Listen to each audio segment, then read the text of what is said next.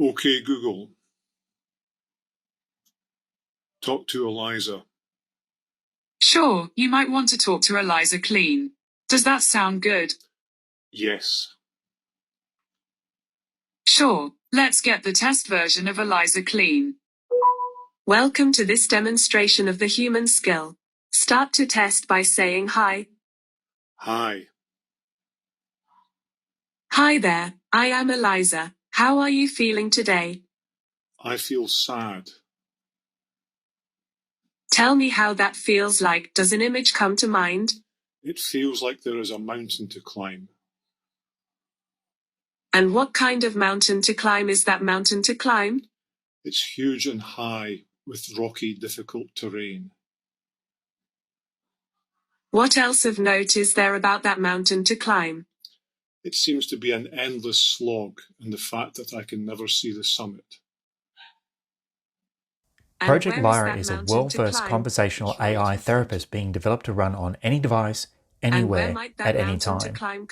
It is an important game-changing technology set to disrupt multiple industries. And what happens and here just it is, before that running on Google Home. Appears? I realise that this is an... Hi, I'm Josh Keegan and welcome to this episode of the Space Down... Wait, what? All right. I might just try... Cut, I might try that again. Hi, I'm Josh Keegan and welcome to the very first episode of Technology, Science and Wonder Down Under, a completely new segment for my YouTube channel. The intent of this new segment is to shine a light on technology and science developed right here in Australia. In this COVID-19 lockdown episode, I managed to talk to one of those amazing people who is working on a new technology, Neil Fogarty. Neil is the CEO and is one of the co-founders of the Litha Group. The Litha Group is a company in the UK which is creating conversational AI, forever changing the world of therapy and how people will ultimately seek the help of a therapist. Whilst this is technically an Australian invention, when I caught up with Neil at the University of Oxford in late 2019, he told me about what he was working on. And when he offered to talk to me about it, it was an offer too good to refuse. So I managed to set up a Skype interview, and let me say the connection between Australia and the UK ain't that great. This is a very long video at 45 minutes, so I've provided some timestamps so you can skip ahead if you want. If you're new here, please click on the subscribe button, and while you're here, take a moment to check out my Patreon page at patreon.com/Josh Keegan.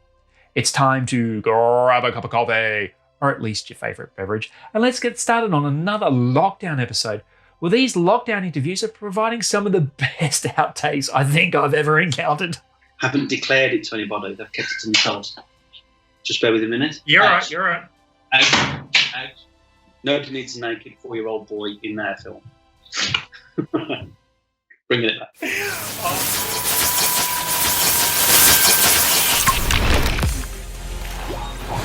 Lockdown. Neil has an extensive background in IT, originally working with IBM mainframes. He has written a couple of books, including one called Kill Your Salesman, is a speaker and facilitator, and is a serial entrepreneur, having started 11 companies. Neil grew up in the UK with a family that was on social benefit. As a teenager, this is where he managed to hone his entrepreneurial skills by selling tickets for free lunches to other kids. Neil and I actually met on Twitter, believe it or not, way back in 2013, I think it was, for those of you playing at home. And we were arguing over the Ashes and who was going to win the Ashes and all that sort of stuff. But in 2019, I believe I actually met Neil in person in Oxford, and we actually sat down and had a cup of tea and a bit of a chat. And he was actually able to tell me all about this thing called Lyra. Is it Lyra or is it Lyra? What is it you are creating, mate? Wow. First things first is we can't call it Lyra because apparently, well, there is an organisation in the States called Lyra, and we have a legal counsel now who says that we'd be right to be sued. So Lyra is now the internal name for what it is. Oh, okay. The code name. Just call it the code name. It's all good. Project Lyra. It's like Apple's Project Purple for iPhones, but as is better. Yep. We have great levels of security in terms of who can come in through the door or not. So Ian had been developing this tech, and the tech it was next generation psychometrics. Because you take a look at any AI, it's all decision tree, state machine based stuff. Yeah. If user says this, you say that. If user says that, you say this. And you've got this fantastically complex decision trees down to the bottom line, and the bottom line is more or less guiding you down to something they want to say. Therefore, if we take a look at our friends at Myers-Briggs, whatever answers you give, you're going to be an INF something or an ENT something at the bottom. You are going to be categorised in words that they have branded, and that's where they make their money. Yep. Yeah. Yep. Take a look at any AI. Let's say it's travel. I want to go to Australia. And it'll say in the chatbot, do you want to go to New South Wales? Yep. My answer would be, well, that depends. It depends on how many poisonous animals are there and am I going to see any of them. And also, at the moment, it includes how many coronavirus cases are still active at the moment, whereas Queensland has none. Yay! It's a good little bit of promo there from the Queensland Tourist Board. A little bit. And this is the thing, psychometrics, and there's various like-at scale kind of entities can't handle it depends. It doesn't like ambiguity. Are you less than or more than happy about this? Mm-hmm. I love it when it rains. Agree, disagree. Well, I love it when it rains if I'm in Queensland and it's a hot day and I'd like a refreshing shower. Yep. If it's too cold, no, I don't like the rain. If I'm with Michelle and we want to go for a dance, yes, we love the rain. Yep. So it depends. And the human mind is ambiguous. And AI struggles with that ambiguity. The human mind is tangential. So I will talk about something and you'll think, well, where's it going with this? I know why I'm saying it because it has a point later on. But AI, which is thinking in quite a linear fashion, doesn't understand why I've started talking about poisonous animals in New South Wales. Yeah, correct. And similarly, as well as this ambiguity and the tangential element of it, when we as humans try to explain complex situations, we tend to refer to metaphors, imagery. Yep. Mm-hmm. AI don't like that either. Yeah? You take a look at NLP and NLU, it's all about tokenizing words, breaking them down and translating it into the machine language before coming back again. Okay. So take a look at those three things. We then sat down and I'd like to pretend it was like a flick of a switch and it was done. It's taking us 8 years of theorising on the psychology and 3 years of working on the conversational AI. And technology, you can say wow. Last year, it got to about September of last year, Michelle and I were selling furniture out of our house to keep it going. Yeah. Ian, at one point, was debating, is it rent or food? Yep. So it had gone beyond this point of we've got a pretty idea. It got really serious in the development of the technology. Yep. So we wanted to develop an AI psychotherapist. That was the original idea was the psychometric killer. Yep. We are still developing that. But the psychometric killer, that is just the measurement of psychology. So it's a useful tool. It can be a bit of a pathological tool. It's a useful tool, but it has to be part of something bigger. Yep. So we stepped up a level and we started talking about an artificial intelligence psychotherapist that would talk to people about anxiety, stress, post-traumatic stress would be in there, and mild to moderate depression. Wow. So that's a big thing in itself. There are over 400 million people in the world, according to World Health. This is pre-COVID times, that are living with that condition, according to World Health. These are the people that are declared as having an issue. World Health has also said as many as 80% of people with anxiety or mild to moderate depression haven't declared it to anybody. They've kept it to themselves. So the point is this, is that it's a global issue.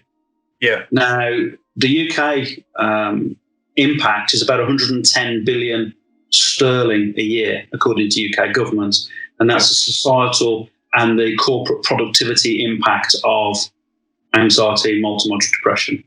Yep. The Australian market is bigger. Yeah. There's a bigger problem with mental health. It's a bigger problem in Australia, Hong Kong, Singapore, our friends in America. So whilst the UK market is a big market and a big problem, it's not as big as in other regions. And it's surprising that we found Australia is a bigger issue than it is in the UK. So you've actually managed to create an AI that acts as a psychologist. Is that what you've done? We originally developed the AI psychotherapist itself. Yeah. This is based on Nobel Prize-winning cognitive theory. Yep. So it's not like, we read it in the book and thought it might be a nice idea. Ian's 40 years of experience as a psychologist, plus the research that we've done into this psychotherapy approach is what is embedded into the bottom of the platform. So this was the theory. So to go back to your question then about the therapist is, yes, that's the baseline. But then what we'd identified was this. You've got to be comfortable talking to your therapist. Correct. Yeah, correct. So we had to create a conversational AI. So we've developed within this AI therapist model, it's your therapist. So if I was to have Ian sat here with me, he would tell you the complexity of humanizing a conversational AI to such a degree that as you're talking to it, it learns the words that you use the most. Wow. And to gently introduce them back to you. Yep. It talks at your speed, your cadence, the words you use, your accent. So you are now talking to your best friend who happens to ask you some really insightful therapy questions. Talk to Lyra therapist. Here's the test version of Lyra Therapist. Hello. Welcome to the Lyra Google Assistant skill. You can start by saying hi. Hi. Hi there. Hello, how can I help you? I am feeling confused today.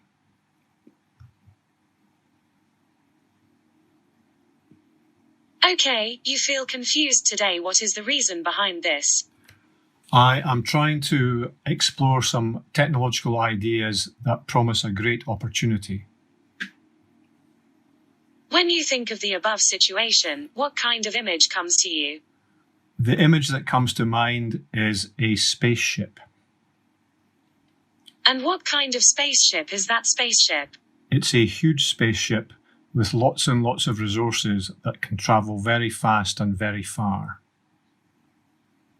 And what else can you tell me about that spaceship? My partner and I, Neil, are in control of it. And where is that spaceship? It's sitting on a launch pad all ready to blast off. And how do you feel about the spaceship? I feel very confident about it, but we won't know how good it is until we can actually launch it. Okay, you actually launch it, and what happens just after the spaceship? What happens just after the spaceship is we go into orbit and start traveling very fast and very far. Well, you travel very fast, and what happens just before the spaceship? Just before the spaceship, we have to fuel it up and make sure that everything is incredibly safe and secure. So, you fill it up, make sure everything is incredibly safe, and where might that spaceship come from? It comes from lots and lots of hard work of bringing lots of bits and pieces together and making them all work coherently. Well, you make lots and lots of hard work of all work coherently, and what would you like to happen to the spaceship? I would like it to keep going and to use the technology to build a whole fleet of spaceships. Well, you build a whole fleet of spaceships, and what do you need to do for that to happen? We need to collect more resources and also work with more and more experts. So, you collect more resources, and how will you make it happen? We will make that happen by getting in touch with lots of experts and finding the best people to work with.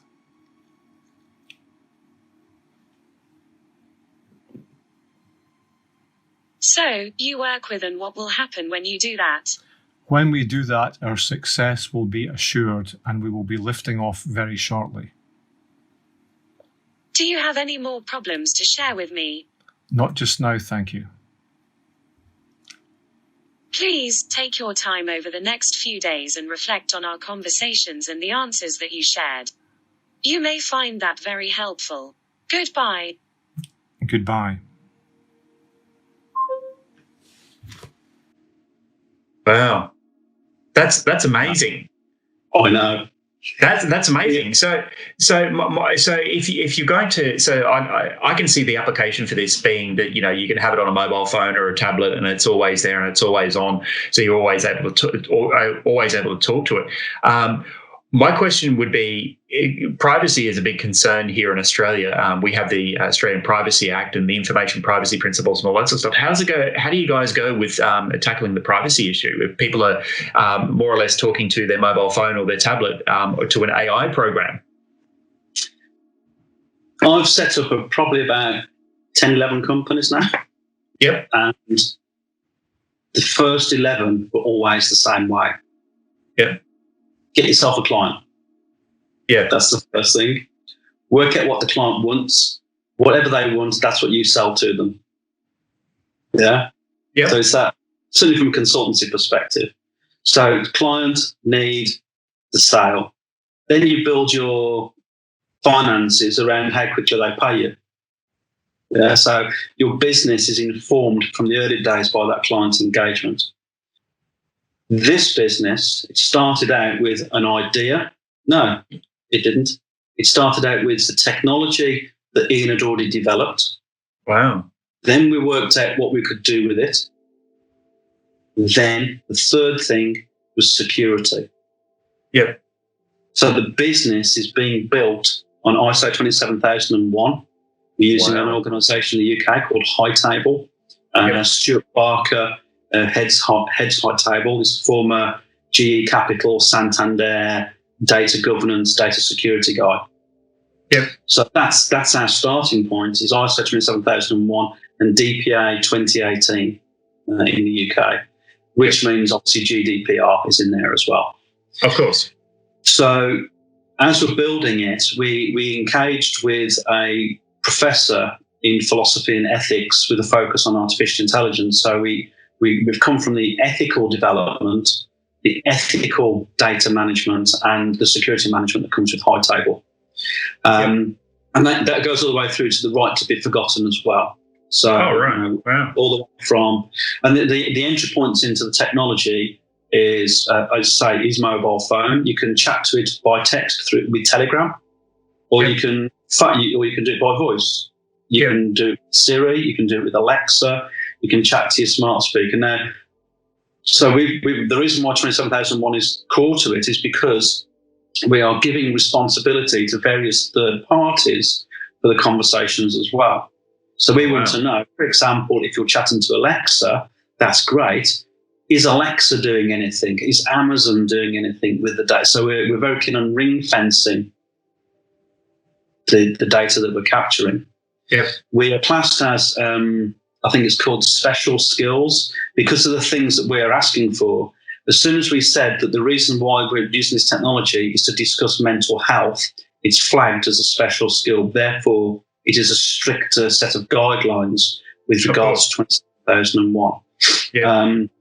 Some of the things that we're interested in purely from the analytics perspective and for no other reasons: sex, location, sexuality, age. Now, we don't need them for anything. They're not, and the data is our data. We maybe it's an interesting point to raise here.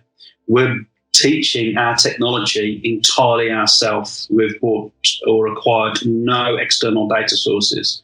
All conversations that take place from our slowly increasing Facebook group of advocates. And because we're building that data ourselves, that's of value to our business. If I want to be cynical about it, I can be all altruistic and lovely and say it's for the greater good that we don't share it. But businesses sell information because they can turn a buck. Yep, correct. We're not doing that.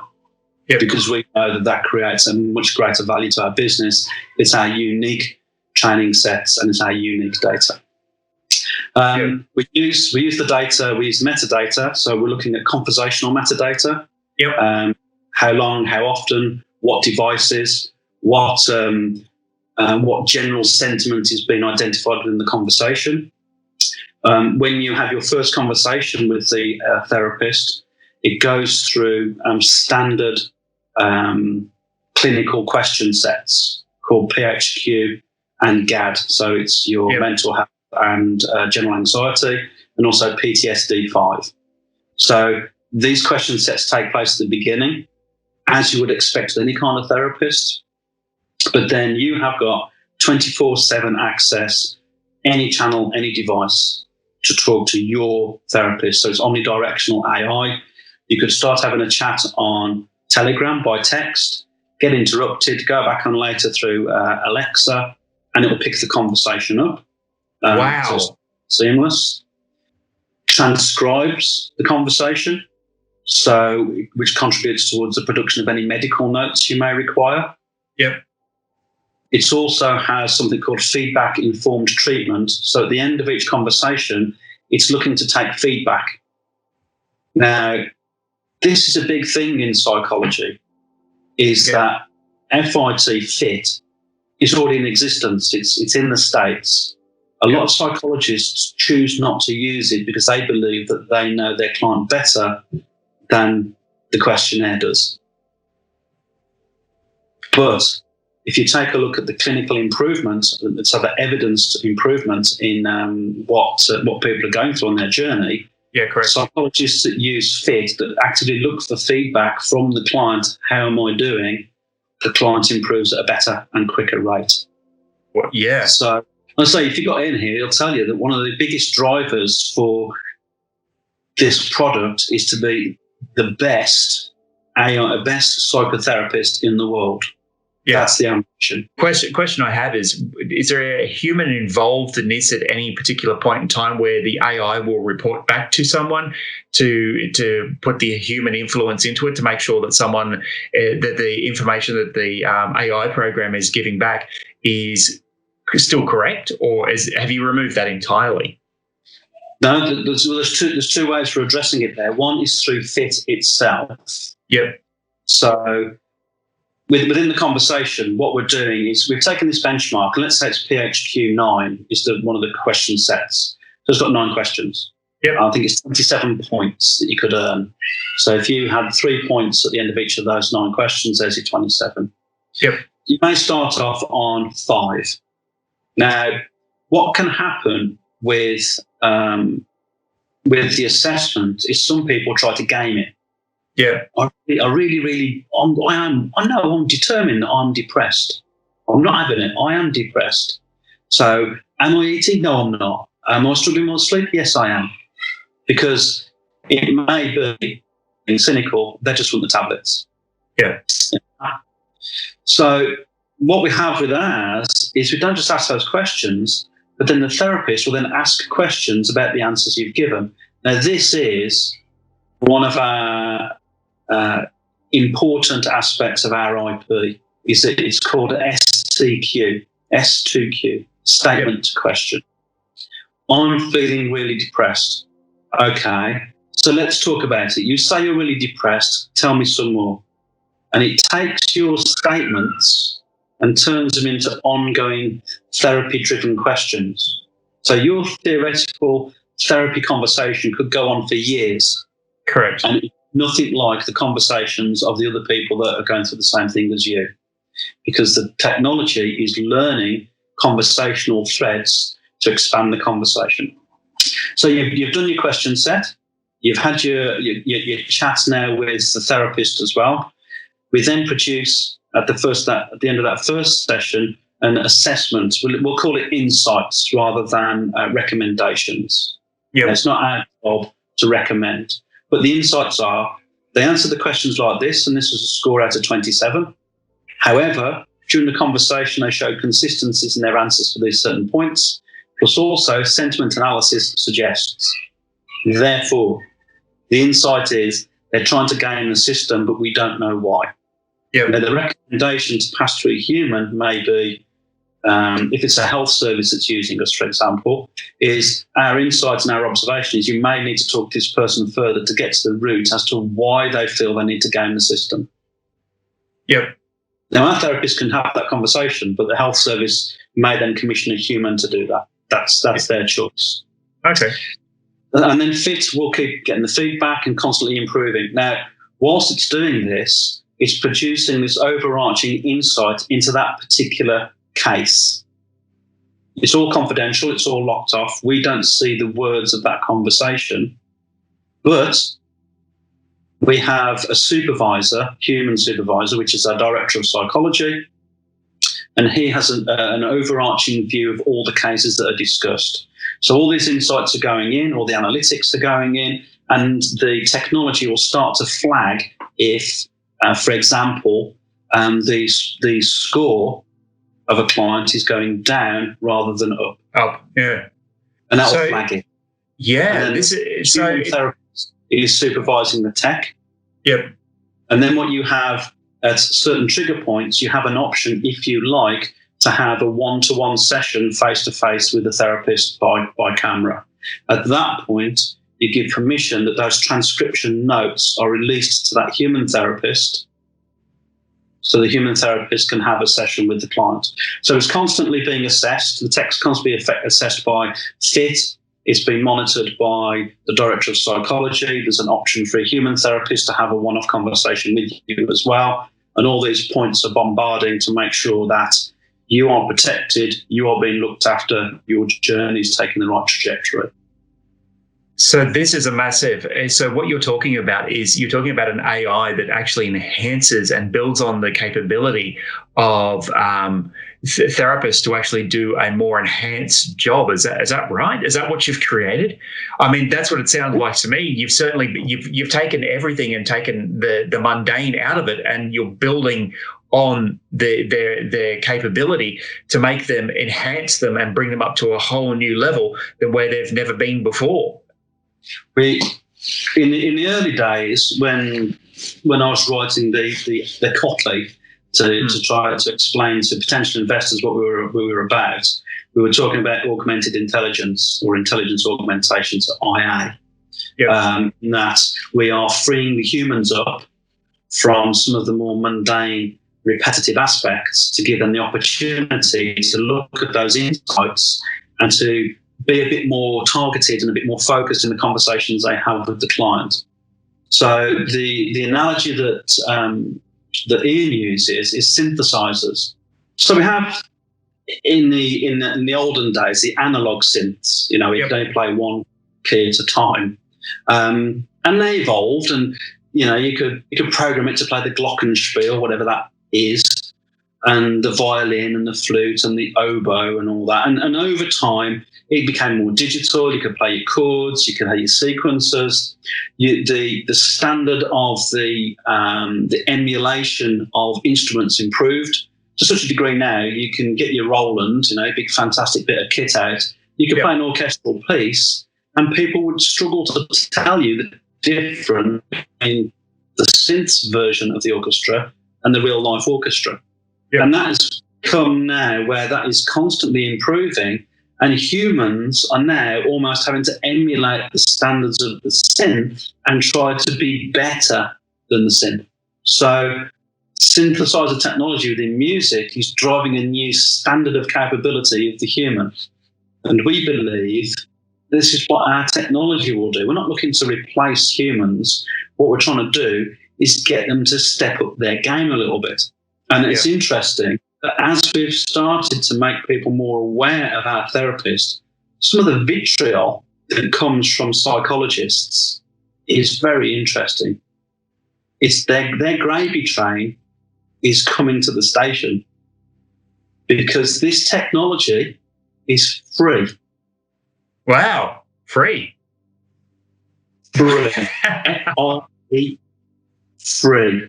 If you are a civilian anywhere in the world and you need to talk to an AI therapist about your anxiety or mild to moderate depression, do it for free. Wow. That's incredible. It simply just blows my mind, like entirely, that you're offering this product for free. That's incredible. This is game-changing technology, and you're doing this. It seems a bit weird. The guy I made fun of on Twitter. It seems a bit weird. What's next? I mean, this is fantastic, and like it's just blowing my mind. But have you had any more thoughts about what's going to happen next? Yeah, I mean the instant reaction people have when you say it's for free is, well, that's just bull. So what are you doing with the data? I think they. Well, look, I didn't really want to say that, but now you bring it up. I think they assume that we're just Dr. Evils based in England. You know, that Ian's in Scotland. I don't know how often you talk about agile development within the IT world in Australia. A lot. Trust me, a lot. Here's agility for you. In the last 3 years, Ian and I have met twice. Oh, wow. Nice. Yeah, that's it. Yeah. We talk about we have a weekly Zoom. You can call it Scrum and Sprint if you like. We're not interested in the terms. We are, quote unquote here, getting shit done. And so he's in Scotland, I'm in England, but we are Dr. Evils in that, what are we doing with the data? We're not interested in this. What we're interested in, it's free because that's good brand. Yep. Let's be honest. The PR you can get from that is to be better than your advertising budget. The metadata that we're capturing improves the conversational capabilities of the technology. You have the clinical evidence and a body of clinical evidence that we can pass on to mental health observatories to help inform strategy. So this is all the good altruistic stuff. Yeah. Yep. The belief is, why is it that the CEO can afford a £400 an hour therapist, and yet guys in prison, of which 40% of people in prisons struggle with anxiety and mild to moderate depression, they're sidelined from society. So from a societal perspective, this is why it's for free. Yep. So we need to turn a book as well. Of course. I've tried to explain to the bank that we're doing stuff for free, and they're just not having that as a way to pay the bill. I mean, honestly, what bank does? I mean, really? This is the problem with the world. So first thing is that we're creating a corporate version, still have access to the therapist, but we are building the psychological safety in companies, and we're attaching effectively an ROI on mental health. So according to latest statistics from Deloitte, it's circa 2,000 sterling per year per employee is lost due to non-productivity through absenteeism, presenteeism, or changing their job because they're not happy. So take a look at a 1,000 employee business, and there's your current projected economic impact of poor mental health. This doesn't include the drop in innovation. There is direct correlations from our own research between psychological safety and innovation, team dynamics, team building, the boardroom, customer engagement, profitability. All of these things that are slightly harder to measure are all impacted by poor psychological safety. So we're building a psychological safety toolkit with the therapist in the middle. So you're helping the employees, but you're also driving a profitability model within your business. And what I can tell you is that we are introducing the MVP of that within the next 3 weeks.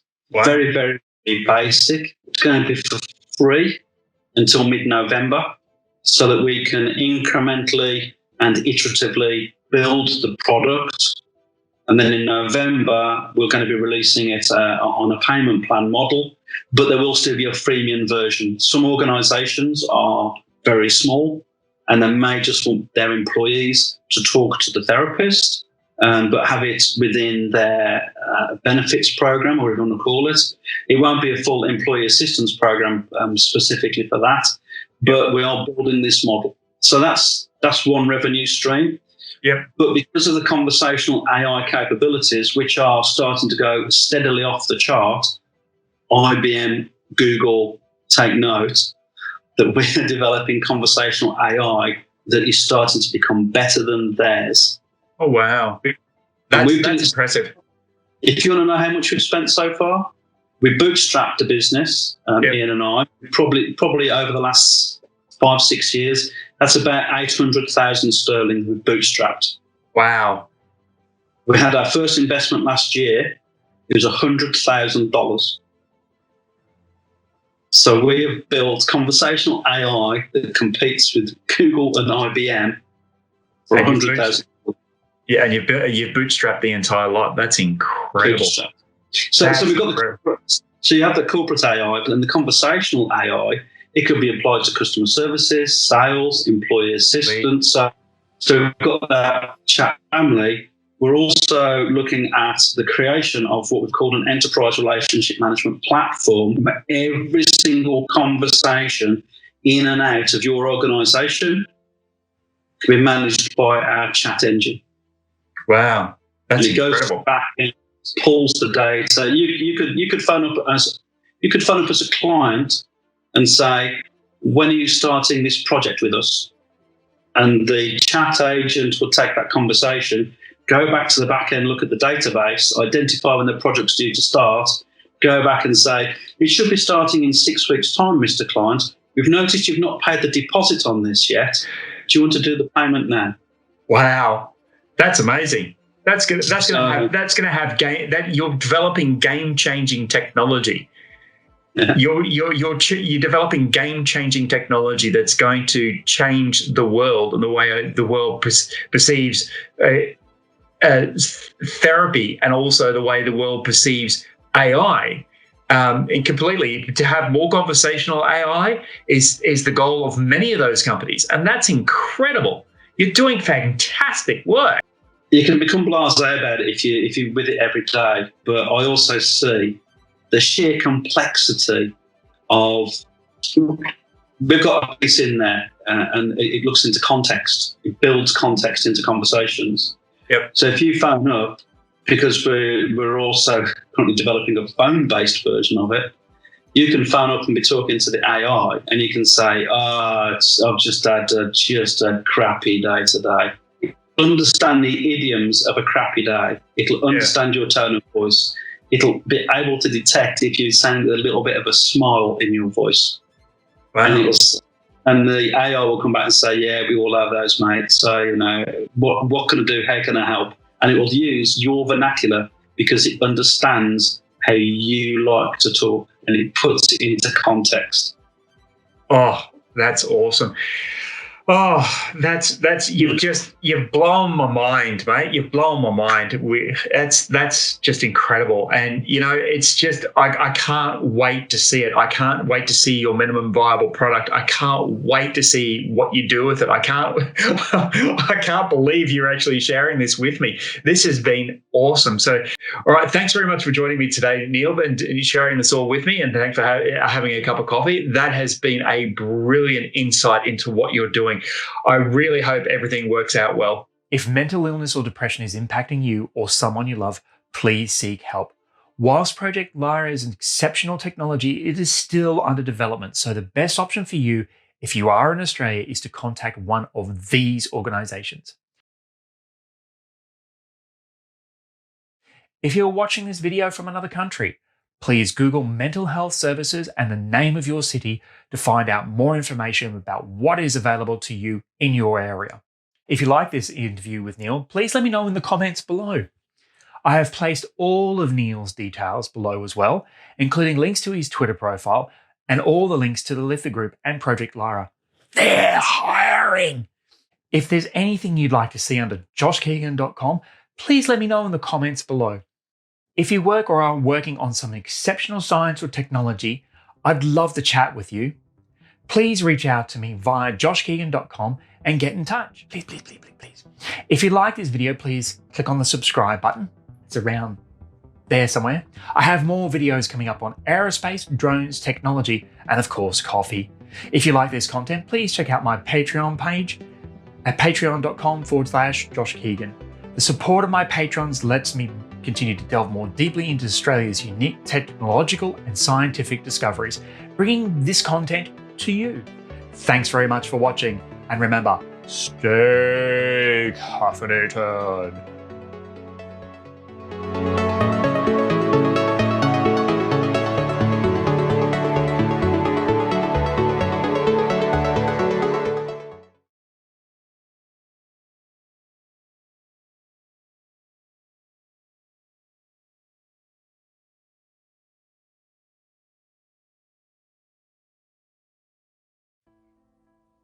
Hey Josh, it's Neil here. It is 28th of August 2020 at 12:08 in the afternoon, to be precise.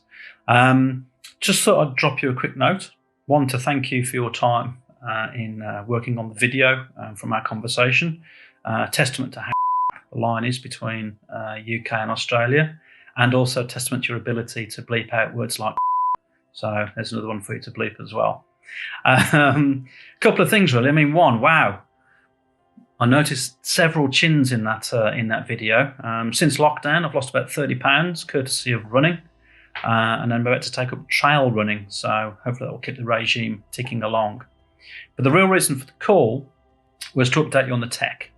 So first things first, the AI psychotherapist now has a name. It's no longer called secret project name. It's now called Bunty.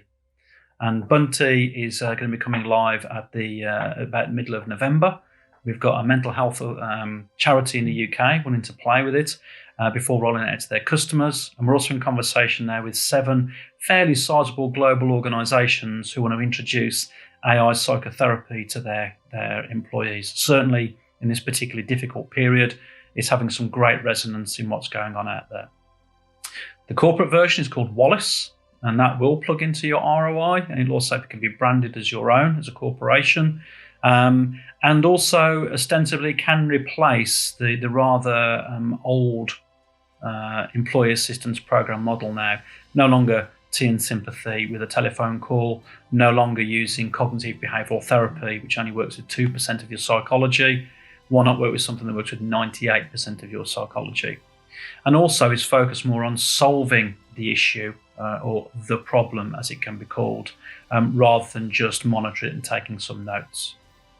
The psychometric killer that we referenced in the video is called Human Orienters, and we're bringing Human Orienters and Wallace together into a product called How Human, and we're already in discussions to roll it out across a professional sports platform so that sports professionals have a therapist to talk to for their own anxieties, stresses, mild to moderate depression, but also we can look at individual and team dynamics, which is pretty cool. I'll give you one stat on the tech there for Human Orienters because it is relevant to the space industry, and it is this. As I mentioned in the video, Myers-Briggs has 16 different ways to describe your psychology, ENTJ, INFP, whatever it is. Human Orienters, at looking at your view of the inner world and the outer world and your psychologies, can handle 9 trillion variations. So it's not going to pigeonhole you into the one of 16.